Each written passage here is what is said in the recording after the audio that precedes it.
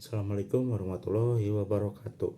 Saya Rana dan Rizka dari kelas 11 TKJ 3. Saya di video kali ini akan menyampaikan beberapa materi mengenai bidang TJKT atau teknik jaringan komputer dan telekomunikasi. Di sini saya akan menjelaskan 3 materi, yaitu ada konsep dasar jaringan, ada OSI layer, dan juga topologi. Langsung dimulai saja, kita langsung ke poin 1, konsep dasar jaringan komputer.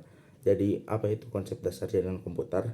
Itu adalah sebuah sistem yang terdiri dari 2 atau lebih perangkat komputer yang saling terhubung untuk bertukar informasi, data, ataupun sumber daya.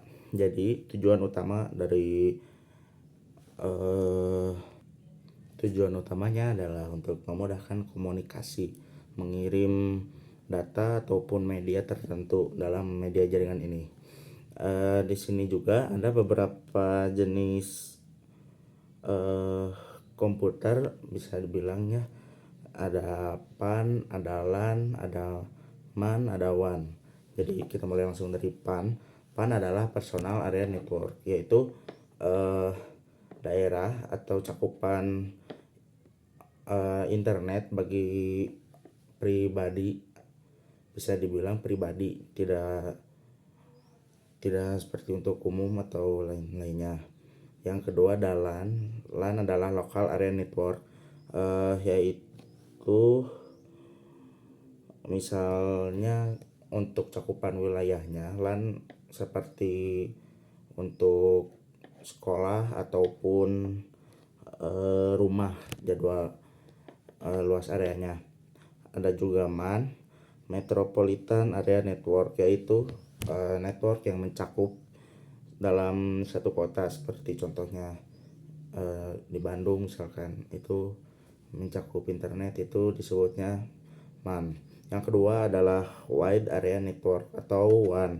Area ini berskala dunia atau global, atau biasa kita pakai juga, yaitu namanya internet. Jadi konsep dasar jaringan komputer pada intinya adalah menghubungkan perangkat agar bisa saling berkomunikasi dan bekerja sama. Materi kedua di sini akan saya sampaikan yaitu mengenai OSI layer. Jadi OSI layer itu adalah Open System Interconnection, adalah semacam gambaran bagi kita bagaimana media terkirim, atau istilahnya gambaran fisiknya lah dari internet, bagaimana kita bisa mengirim dari satu ke yang lainnya langsung.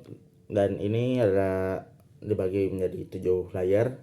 Yang layer 1 itu adalah physical layer, yaitu layer yang berhubungan dengan media fisik seperti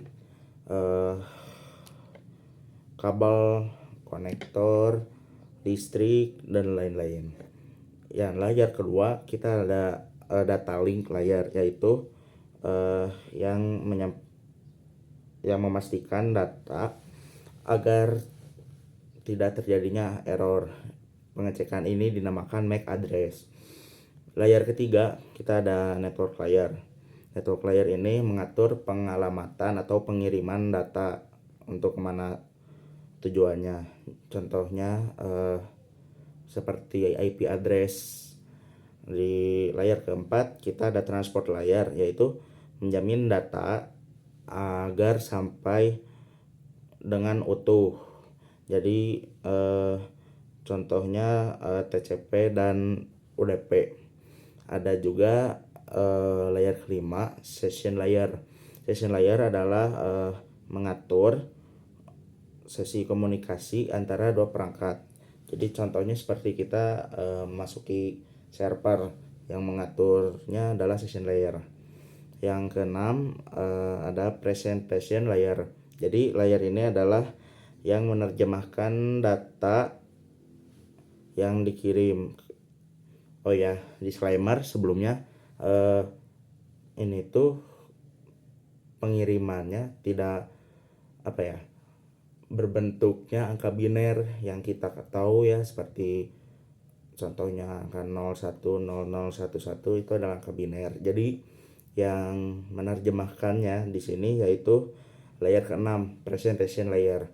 Jadi diterjemahkan ke teks yang kita sering lihat seperti huruf abjad, ABC, atau yang lain-lain. Nah, ada juga layer ke-7, application layer. Ini adalah hubungan antar pengguna, seperti contohnya email dari contohnya seperti aplikasi ke aplikasi, seperti email ke email, WhatsApp ke WhatsApp, dan lain-lain. Jadi intinya OSI layer itu kayak peta lah, bisa dibilang seperti peta kerja. Jadi semuanya saling bekerja dan ada fungsinya masing-masing. Itulah yang disebut OSI layer atau penggambaran bagaimana data kita terkirim ya. Dan di materi ketiga ini atau di materi terakhir di video ini, saya akan menjelaskan jenis topologi.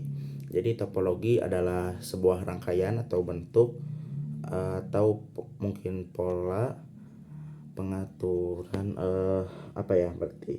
berarti seperti menentukan lah bagaimana data mengalir antar perangkat. Jadi istilahnya seperti komputer yang disambungkan melalui kabel-kabel dan melalui ke router, lalu ke server, dan lain-lain. Jadi intinya seperti bentuk pengiriman datanya lah. Topologi itu yang satu ada topologi bus. Topologi ini yang paling sederhana. Semua komputer dibuat dan disatukan dalam satu kabel. Jadi kalau misalkan ada trouble atau ada masalah di satu komputer, maka trouble-nya akan menyebar ke semua komputer. Yang awalnya hanya bermasalah di satu komputer, maka akan hancur dan ya komputer yang lainnya tidak berfungsi. Yang kedua ada topologi star. Topologi star ini yang terhubung ke pusat. Biasanya perantaranya itu switch atau hub.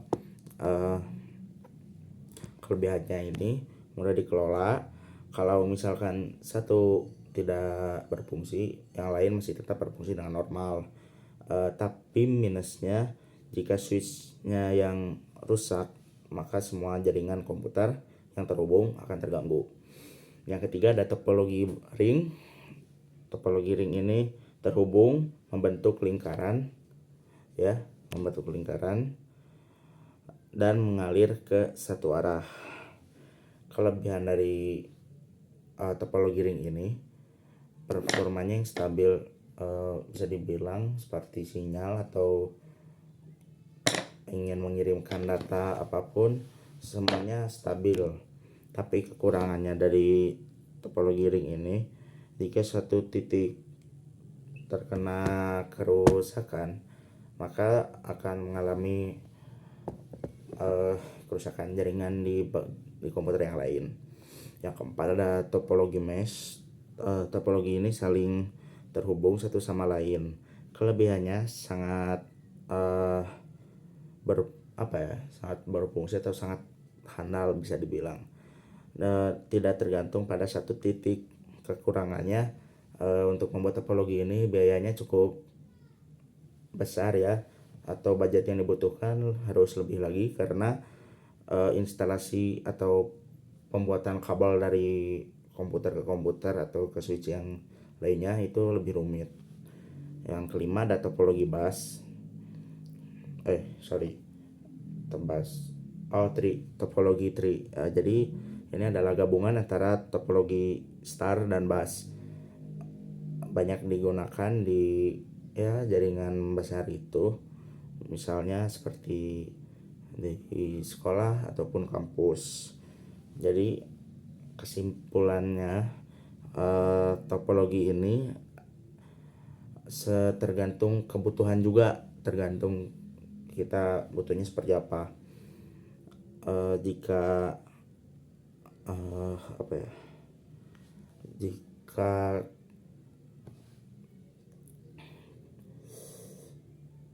jika kebutuhan lah intinya, jika kebutuhan yang kita butuhkan semakin berat, maka jenis topologinya pun harus yang lebih kuat dan lebih fleksibel juga untuk kitanya, agar tidak menguras uang lebih lagi jika ada kesalahan apapun. Dan ya segitu cukup dulu dari saya. Saya di sini sudah menjelaskan 3 materi, dan materi tadi sudah saya jelaskan sesingkat-singkatnya dan yang saya mengerti saja. Jadi mohon maaf bila ada kekurangan dalam penjelasan materi tersebut. Mohon maaf bila ada kesalahan pengucapan dari saya. Assalamualaikum warahmatullahi wabarakatuh.